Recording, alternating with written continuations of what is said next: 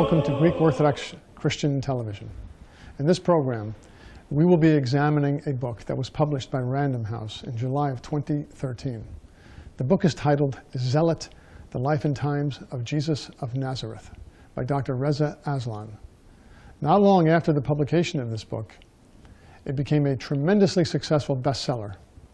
Most of the leading critics in the publishing world gave it excellent reviews, impressive reviews.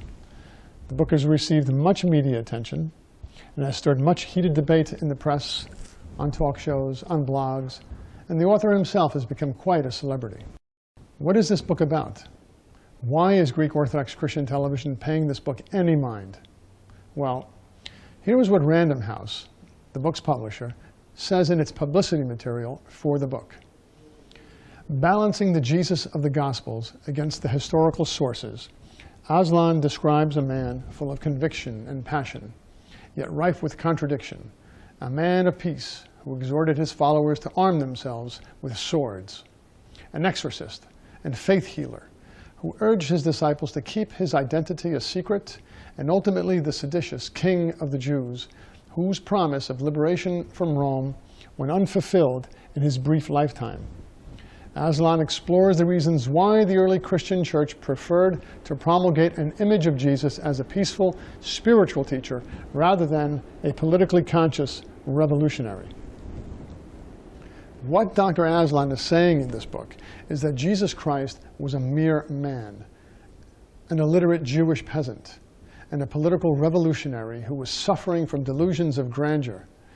Dr. Aslan claims that Jesus Christ was someone who completely failed in his intended mission, and that the early church fathers just made up out of whole cloth the loving character of the Prince of Peace that Christians misguidedly worship today as God incarnate. Understandably, this thesis causes serious concerns to Orthodox Christians. Nothing in this book is new.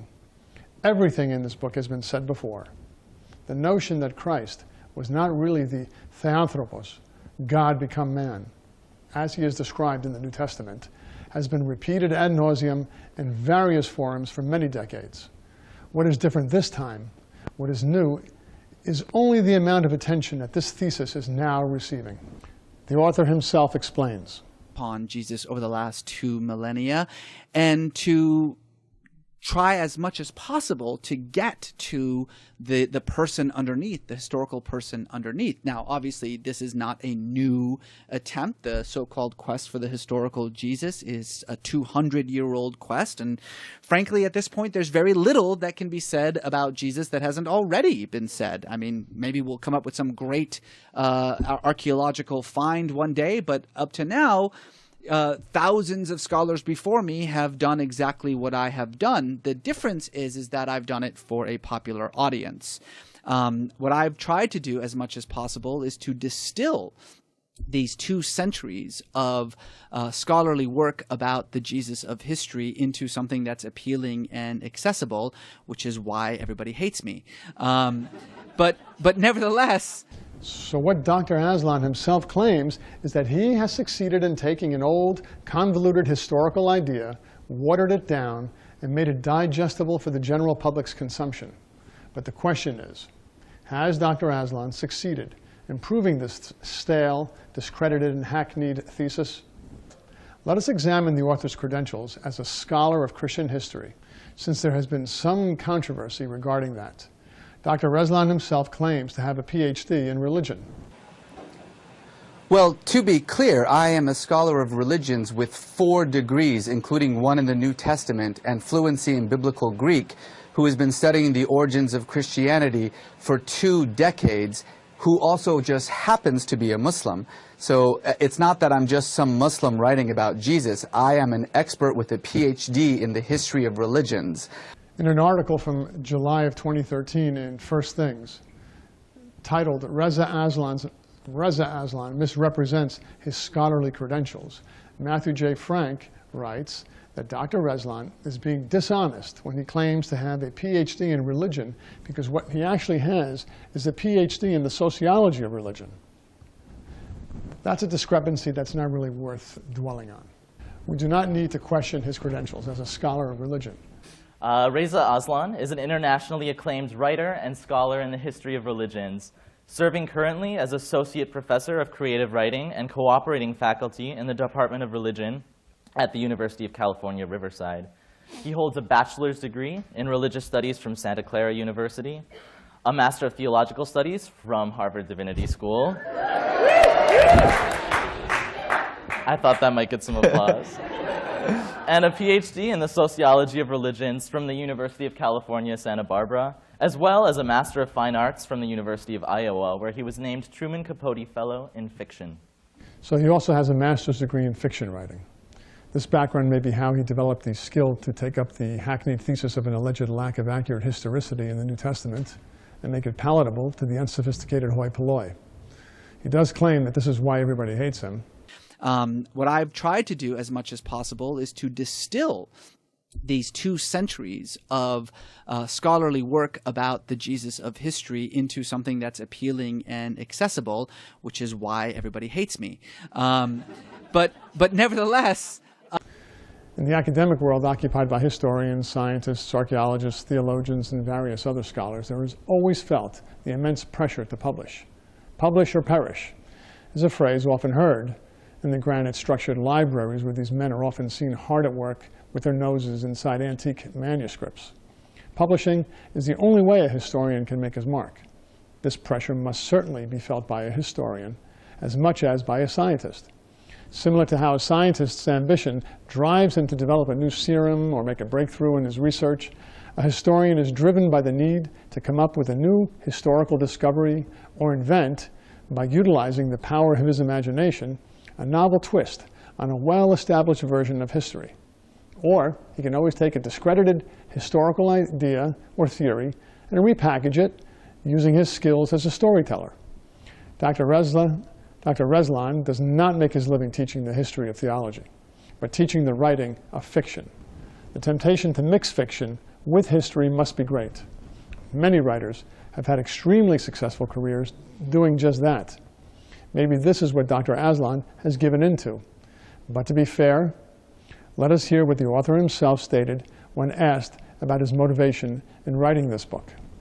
Finally, Reza, you refer to yourself in the book, and this is a man, you should understand, viewers, who returned to Islam as a young adult. You call yourself a disciple of Jesus of Nazareth as opposed to Jesus the Christ. Why do you say that, and why the distinction? Well, that's why I wrote the book to begin with. As I said, I was introduced to Jesus in an evangelical environment. And then when I began to study the historical Jesus, I discovered this chasm between the Jesus of history and the Christ of faith. And to be perfectly honest, I was more drawn to, more interested in the historical Jesus. He became more real to me.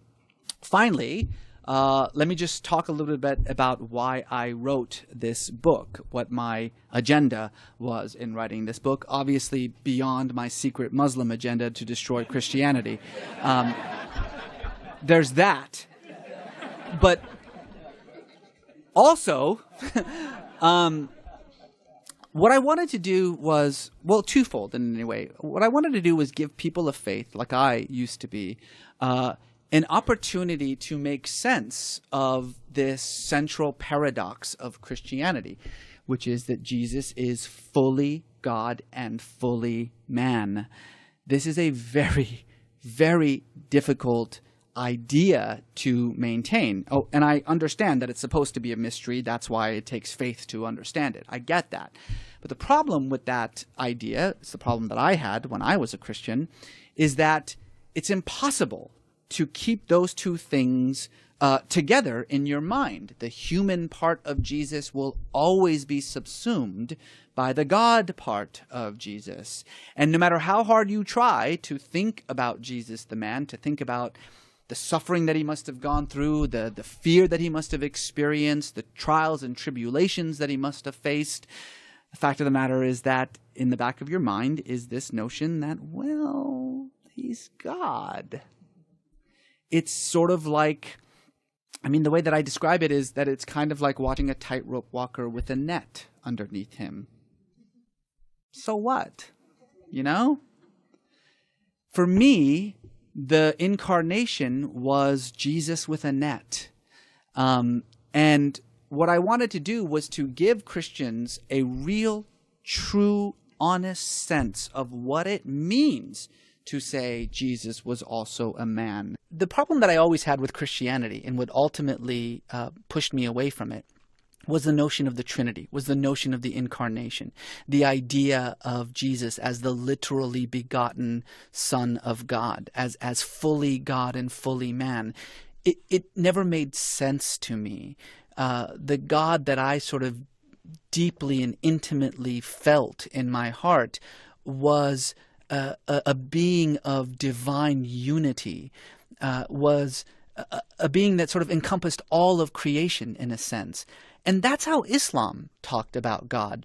You know, in Islam, particularly the Sufi tradition, which is the tradition that I most adhere to, there is this notion that God is all of creation, that in other words, that his very substance is existence, which means that everything that exists, from me to you, to this book, to this table, to this microphone, everything that exists only insofar as it shares in the existence of God. It creates this sense of divine unity amongst all of creation without this separation between creator and creation. That was profoundly moving to me, and spiritually speaking, it's what I gravitated towards. It is really quite puzzling how a scholar of religious studies can have completely missed both the entire message and the ontological purpose of the Incarnation. It is only because of the Incarnation, it is only because of Jesus Christ, God become man, that man can have an intimate relationship with God. It is only because one of the persons of the Holy Trinity, or Logos, has become one of us that we can become like him. There is no other faith tradition that accepts this truth. Certainly not Islam. In Islam, Allah is exactly the kind of distant, judgmental deity Dr. Aslan claims caused him to lose his faith in Christianity. Clearly, the good doctor's studies at Harvard Divinity School did not involve the study of Orthodox Christianity. If they did, he did not pay close attention, or he learned of the Orthodox faith completely out of context. Maybe the context in which he studied Orthodox Christianity was while he was sipping brandy in Harvard Square with the other fellows at the Council of Foreign Relations, where Dr. Aslan is an adjunct senior fellow. How disappointing that National Public Radio actually praised Zealot as Christ in context. Anyway, enough about Dr. Aslan. Let us examine his book on its merits as a work of historical nonfiction. Let's see what a certain Roman, our colleague at GOC-TV, Dr. Miljan Peter Illich, says regarding the historical accuracy of Zealot. Dr. Illich has a bachelor's degree in international relations and history from CUNY, that's the City University of New York. He's a Juris Doctor, awarded that from the New York University Law School with a specialty in constitutional and international law. And he has a PhD in history and international relations from City University of New York. Dr. Illich is preparing for publication his history of Bosnia, the Balkans, and the Southern Slavs, and he makes his living in New York City teaching the history of religion, international law, and economics at TCI. Thank you.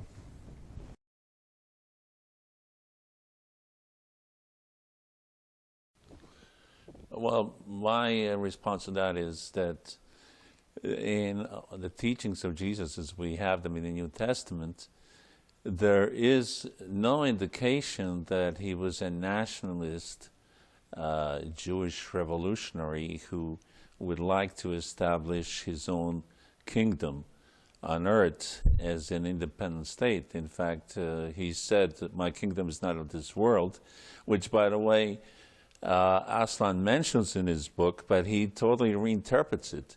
He says when Christ is quoted as having said, my kingdom is not of this world, that he means actually my kingdom is not of the kind of kingdom that exists at this time, but it really is of this world. So he's totally reinterpreting that major aspect of the Bible. And besides, the Zealot party, as he acknowledges in the book, is actually something that became strong and vigorous in the way that he describes it long after Christ was resurrected, because the Zealot party was something that happened. It's like, for example, we're discussing World War I, Germany, and we're trying to say that World War I Germany, the leaders in World War I Germany were Nazis, even though the Nazi party didn't exist at that time. So the comparison is the same kind of thing. It's comparing something that didn't exist to the time that it did exist. So it's illogical to compare two things which are at totally different times. But his explanation on what is the Zealot party, meaning a party, or Zealot was somebody who wanted to establish a Jewish kingdom and liberate Israel and establish his own rule in that area. This is something which he claims that Christ was, a nationalist who wanted to establish his own kingdom on earth. There is no evidence whatsoever that that is the case. It was an attack on Christianity, basically, that if Christ is a revolutionary zealot, then he's not Messiah, he's not the leader of Christians who are looking really for a kingdom of another world. He's looking for this world, and that weakens Christianity. Essentially, people accept it. Because if it's just a nationalist leader who all he cared about was liberation of the Jews, why should Greeks, Italians, Africans, Spanish care about somebody who all that he cared about was liberation of the Jews from Rome, which is basically what he paints Christ as being, somebody whose only concern was liberation of Jews until almost the end, liberation of Jews from Roman rule.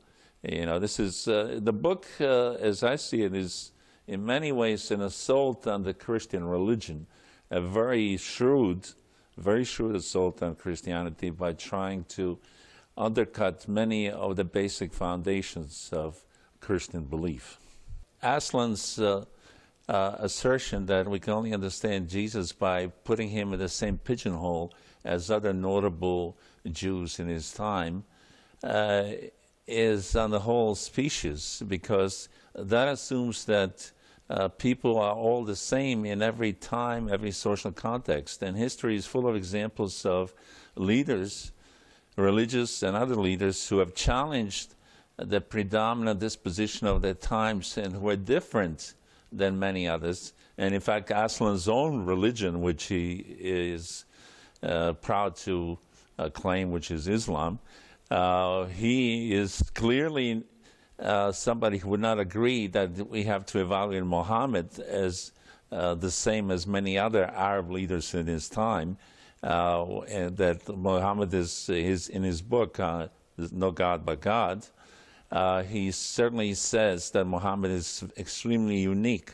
So on the one hand, Muhammad is not judged as being the same as so many others in his time, in his society, but Christ must be judged as being just like so many others in Israel of that time. So that whole basis of argument is really specious and falls apart.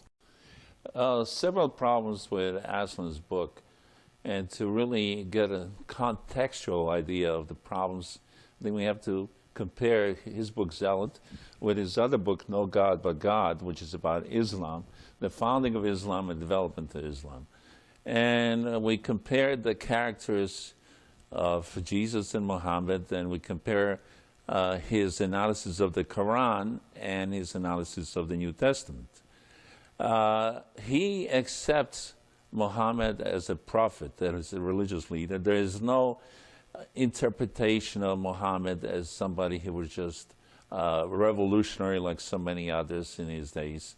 Contrary to that, Jesus is a revolutionary, according to Aslan, just like numerous other revolutionaries against Rome in those days. One out of many. In fact, Jesus started, according to Aslan, as just another disciple of John the Baptist, which really contradicts much of the New Testament original account of Christ. And another thing is comparing the Quran. He treats the Quran extremely reverentially. There are not one statement in the Quran regarding the Quran, and there isn't one statement regarding the Quran that Aslan makes where he questions the validity of anything that is stated in the Quran. This is recitation. The Archangel Gabriel told Muhammad to recite. Everything is accepted as revelation, totally accepted. But on the other hand, he treats the New Testament as something which is basically, and I'm paraphrasing, but not much, for much of the account of Christ's life, a tissue of lies. He said the account of the birth of Christ is basically a fabrication. It was made up later. He said the account of the death of Christ is a fabrication. It was made up. The story of how Christ was crucified, much of it, not all, but much of it is a fabrication. He said the story of the trial before Pontius Pilate, is pure fantasy. I mean, over and over again, I could go on through much of the book where he says that this account is false, this account is false. Another example is when the prophecy, the New Testament says that Christ prophesied the destruction of the temple. He said that this is false. This is just made up after the temple was destroyed by the Romans in the Jewish revolt against Rome, and that the story was put in the New Testament afterwards to make it seem that Christ prophesied. He said the account of the account about Christ's knowledge of rabbinical or Jewish scripture is false because Christ was undoubtedly illiterate. Now, how does he know that Christ was illiterate? He said also the story of Christ being born in Bethlehem is false. That was made up because there was a Jewish statement that says no good can come out of Nazareth. So later on, the lie was put into the New Testament that he was really born in Bethlehem to make it seem that he wasn't born in Nazareth. He was actually born in Nazareth and not Bethlehem. He doesn't have any basis for that. This is just his assertion that it was like that. He said that Christ was crucified by the Romans because of sedition against Rome, even though the New Testament said that he wasn't crucified by the Romans because of sedition, and that Pilate said, I see no evil in him. He has done nothing wrong, basically, and I'm paraphrasing now. But Pilate exonerated him in the trial, and he said, who do you want? To the Jewish group assembled around the court, and you want Christ to be let go of Barabbas. He said that whole story is totally false, and he said that contrary to the New Testament statement that there was a tradition that in Passover somebody would be freed by the Romans, that's also false. There was no such tradition at that time. That's all phony, made up. And he says the story of baptism by John the Baptist, of Christ's baptism, that's all made up too. That's false too. On and on, so many of the key stories, birth, crucifixion, education of Christ, whatever, his debate in the temple is obviously false too. If Christ was illiterate and had no way of knowing about the tradition. Christ was just an illiterate troublemaker who did have some good social ideas, according to Aslan. But on the other hand, he says Muhammad was really a wonderful person, and he was educated sufficiently to be able to read and write, which, by the way, is contrary to most Islamic scholars who said that Muhammad was illiterate himself. But according to Aslan, Muhammad was not illiterate. According to many Muslim scholars, he was illiterate. He couldn't sign his own name. But according to Aslan, he knew how to read and write, and he was literate. So There's a definite bias between how he treats Christianity, the origin of Christianity, and the origin of Islam. Muhammad is portrayed as somebody who set up an idyllic society in Arabia, and he keeps bringing up, Aslan keeps bringing up the Medina society that Muhammad set up as a model that all Muslims, and probably modern Muslims, should emulate, because it was so idyllic. There was no social inequality. People were really treating each other well, and this is the model. On the other hand, the Christians were constantly fighting each other. The early Christian society, Paul was constantly arguing and fighting with Peter, and James was fighting with Paul, and they were all, stabbing each other in the back in various ways, so trying to do that. So they were constantly infighting, while the Medina, everybody had consensus, everybody was, the society that Muhammad set was wonderful. And he excuses everything Muhammad did. He mentions, for example, that Muhammad had numerous wives, but he said, well, that was only for political reasons, so it didn't really count as anything, unusual. He also says Muhammad had killed many Jews in Medina, but that wasn't really that bad, because the Jews opposed Muhammad in a number of occasions, so to kill the Jews was okay. It was understandable under the standards of the time. Aisha, he really didn't consummate his marriage with her until she was old enough, and so that's okay. So basically, whatever Muhammad did was wonderful. Islam is wonder of wonders, miracle of miracles. Christianity is based on a tissue of lies. One after another. He reinterprets many of Christ's statements, many key statements, like, for example, when he said, my kingdom is not of this world, that Christ really didn't mean that my kingdom was not of this world. He meant it is of this world, but not the way it is right now. Okay, another thing, if I was Jewish, I would be insulted about a number of things that he said about Judaism, including that he continually calls Judaism a cult and not a religion.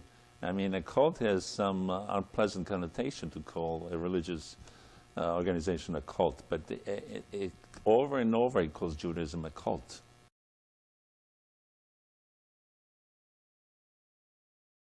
Over and over again, Jesus reminded his disciples of what lay ahead for him: rejection, arrest, torture, and execution.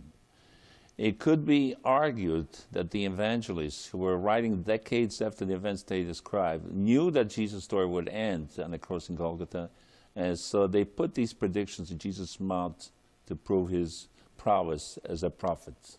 He said that it could be argued that the statements in which Christ is said to have predicted his torture, his death, and resurrection were something that was made up by his disciples later, that he really didn't say it. But he goes on to cover himself a little bit. But the sheer volume of Jesus' statements about his inevitable capture, crucifixion, indicates that his frequent self-prophecies may be historical. And then he goes back again. Then again, he doesn't take a prophet to predict what would happen to someone who challenges either the priestly control of the temple or the Roman occupation of Palestine. For those seeking the simple Jewish peasant and charismatic preacher, meaning Jesus, who lived in Palestine 2,000 years ago, there's nothing more important than this one undeniable truth. The same God whom the Bible calls the man of war, the God who repeatedly commands the wholesale slaughter of every foreign man, woman, and child who occupies the land of Jesus, the blood-spattered God of Abraham and Moses and Jacob and Joshua, the God who shatters the heads of his enemies, bids his warriors to bathe their feet in their blood, and leave their corpses to be eaten by dogs. That is the only God that Jesus knew, and the sole God that he worshipped. If this is not a total reinterpretation of the message of Christ, where does he say that the sole God that he worships is the God who commands massacres and bathing of feet in blood and so on. This is not the God of the New Testament at all, the God that Jesus preached. But this is his statement. Page 77, it said Jesus claimed to be the Messiah sent to liberate Jews from Rome. Where did he claim to be a Messiah? He doesn't say where he claimed that his whole purpose was to liberate Jews from Rome. And he even argues, Aslan argues, that when Christ said, "Give to Caesar what is Caesar's, and give to God what is God's," give to Caesar what is Caesar, give to God what is God's, that he really means give Israel back its independence and give Caesar nothing except a coin that Caesar issued. It doesn't make much sense that, basically it's been clear for 2,000 years almost when that message was stated that he said we should respect the secular authorities, but we should follow the rule of God. But his statement was that Caesar has, Aslan's interpretation of that Caesar actually has no rule in Israel or Palestine at that time at all, that Caesar should be kicked out of Palestine. This is what Christ was trying to say by that, Caesar, get out of Palestine. He denies the accuracy of many quotes by Christ when they don't suit him. But when the quotes suit his purpose, then he reinterprets those quotes in his own way to contradict the way that Christians have believed that those quotes are meant to be understood for almost 2,000 years. Now here's Aslan, this Muslim, after almost 2,000 years, is going to tell Christians what these quotes by Christ actually means, and what is the real reality in the New Testament, what is the falseness of the New Testament, which is totally different from his view of the Quran and Muhammad. Interestingly enough, he says that after Christianity became established in the world with first Constantine and then Theodosius making it official religion, that started over 1,000 years of blood, and torture and horrendous things in the name of Christ. But he never says one word in the book, No God But God, about any atrocities whatsoever that Muslims in the name of Allah and Islam have committed on Christians. Not one word, nothing. He does mention in that book about Muslims killing and massacring different sects of Muslims, inter-Muslim struggles, and he seems to have a distinct, definite sympathy. He definitely has a sympathy toward the Shia religion. You can see that in the book.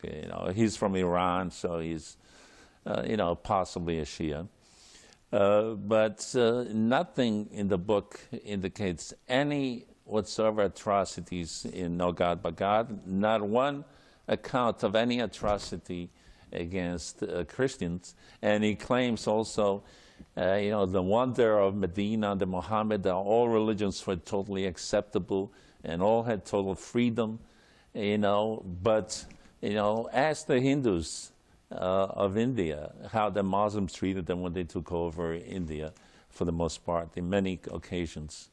And ask the Armenians how, the Turks massacred them even in the 20th century under the banner of Islam, but not one recognition. He does dwell, Aslan does dwell in this book, No God But God, about the British sepoy mutiny in India, where the British executed hundreds of Indian soldiers who had rebelled against Britain, which was a brutal act and certainly to be condemned. But what about the over 1 million Armenians who were massacred by the Turks, and many of them in the name of religion, in the early 20th century? Not one word about that. What about the Greeks in 1822 in Chios, massacred in the name of religion. What about in 1453, the massacres in Constantinople when it was taken by Mehmed the Conqueror? And on and on. It could go to countless examples of that.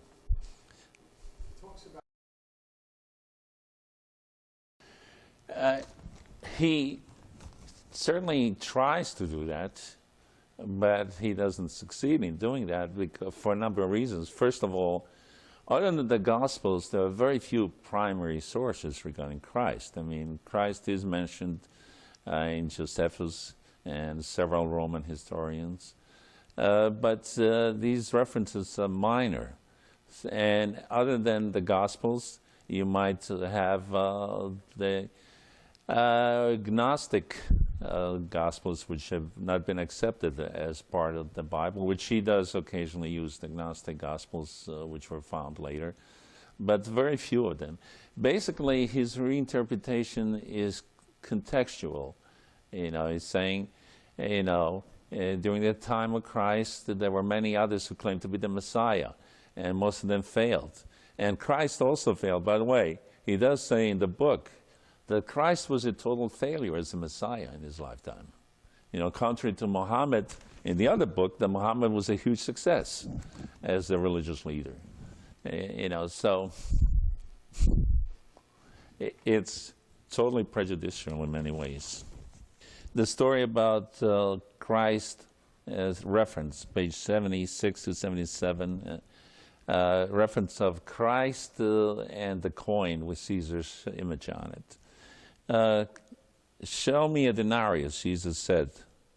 Okay, whose image is this? And whose inscription? It is Caesar, the authorities reply. Well, then give back to Caesar the property that belongs to Caesar, and give back to God the property that belongs to God. Now, this is his statement. By the way, a lot of people would challenge that this is an accurate statement of what the New Testament said, because we can check the reference, but I believe it says give to God what belongs to God, not give back to God what, He's changing the actual text of the Bible to suit his purposes. You remember that? Am I right or not?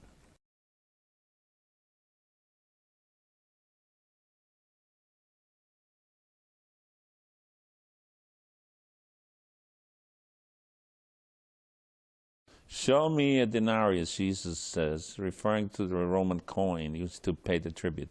Whose image is this? And whose inscription? It is Caesar's. The authorities reply. Well, then give back to Caesar the property that belongs to Caesar, and give back to God the property that belongs to God.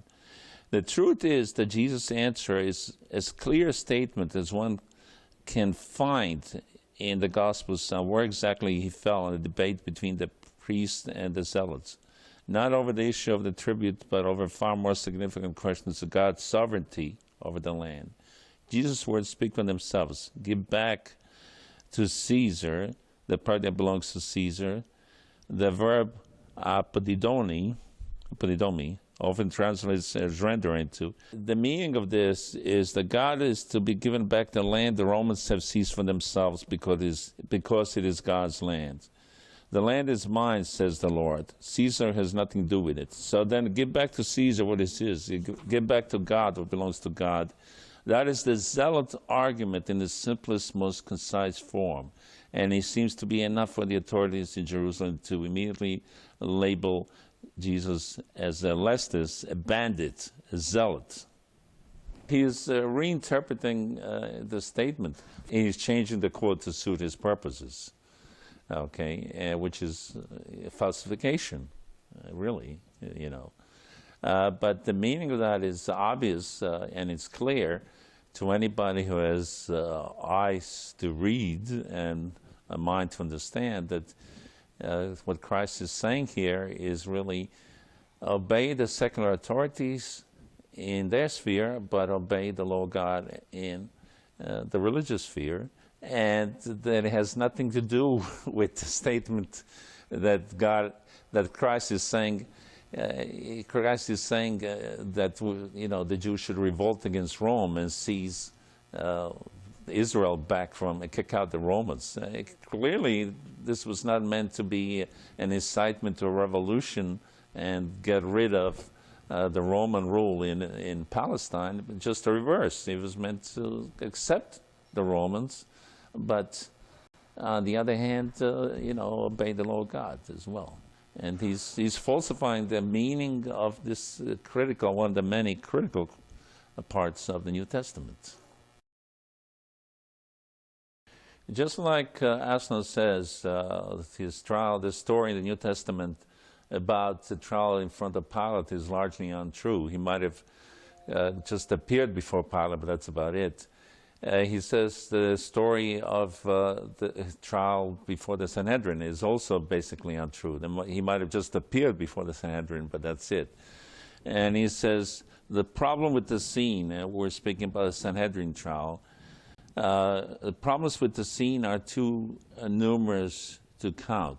Trial before the Sanhedrin violates nearly every requirement laid down by Jewish law for a legal proceeding.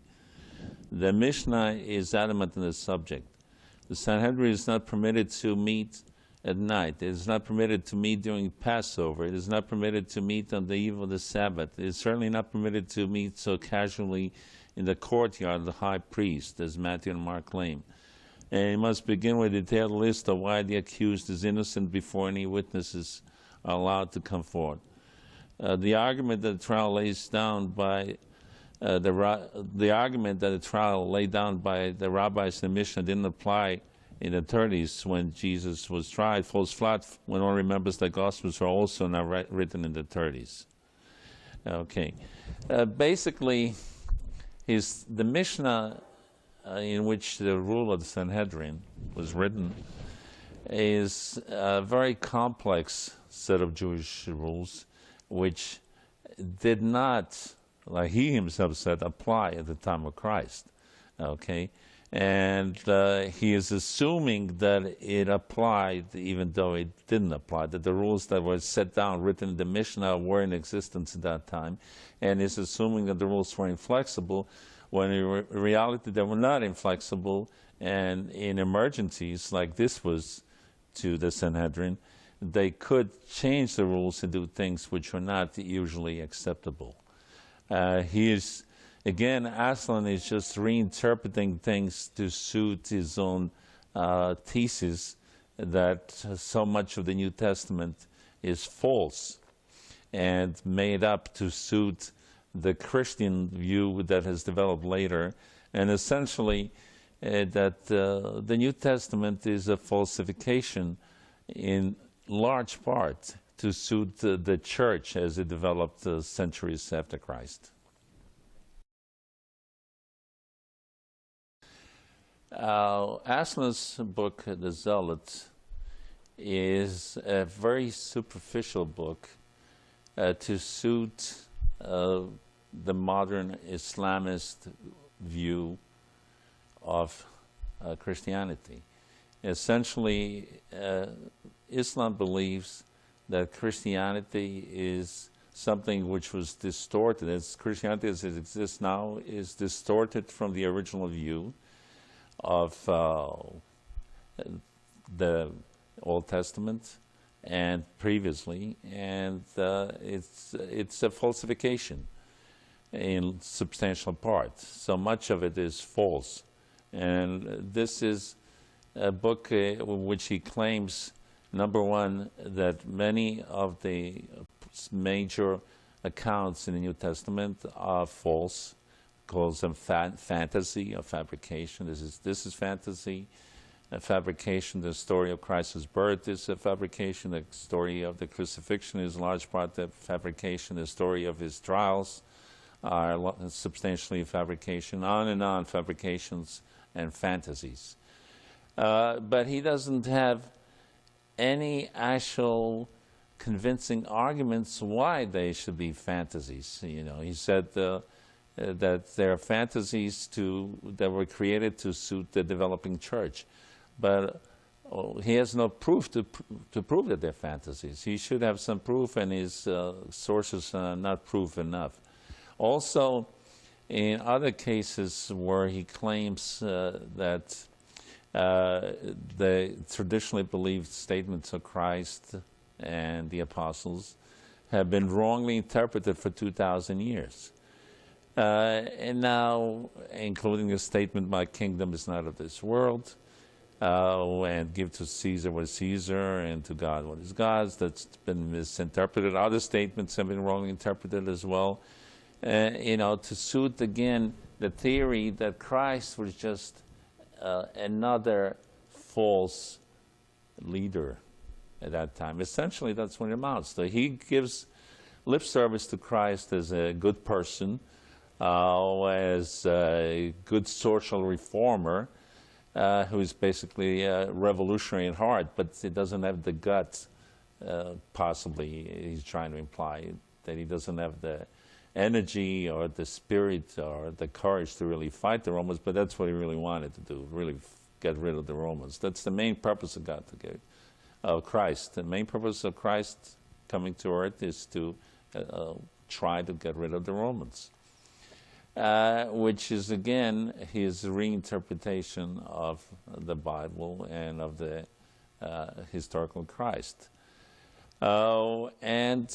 Then his attempt to put Christ in a context in which he names, Aslan names many others who claimed to be Messiah in those days. And there were many other Jewish leaders who claimed to be Messiah in the years that came afterwards as well. And he mentioned some of them.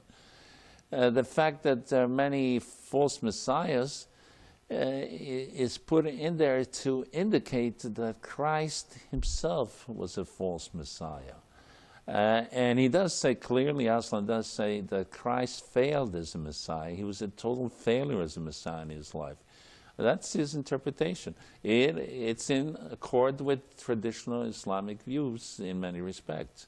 But it is not something that is convincing, considering the fact of the influence of Christ in the thousands of years that came afterwards and the spread of Christianity all over the world, which, by the way, is much greater than the spread of Islam. As great as Islam has been in spreading, and is spread tremendously, Christianity has spread much, much more than Islam has, and those who believe in Christianity have actually outnumbered those who believed in Islam, and do so at this time as well. So we have, by comparison, his view that Muhammad was hugely successful, which he was very successful in his lifetime, there's no doubt about it. But you know, the comparison between one book claiming wonders of Medina society, the Muhammad, to the infighting and kibitzing and backstabbing in early Christianity is another thing which tends to demean Christianity as much. You know, there is evidence that there was a lot of infighting between some of the Christian leaders at the beginning, but there's also a lot of evidence there was a lot of infighting between the Muslim leaders in the early days of Islam, which he doesn't really sufficiently go into until after the death of Muhammad. I can say several possibilities. I can't deny that it's entertainingly written, okay? It's written superficially, in superficial literate style, which is easy to read. It's very easy to read, okay? And it doesn't have much substance to it. I would say that's one of the reasons, because it's easy to read. The second, because it's advertised as new, and many people just look for some new interpretation of Christianity. And third, because it's politically correct. It is today politically correct to demean Christianity. It is not politically correct to demean the Quran in Islam, and he has not demeaned the Quran in the least. He is hugely respectful of the Quran and Muhammad. So the political correctness, I think, is the third reason that it is successful.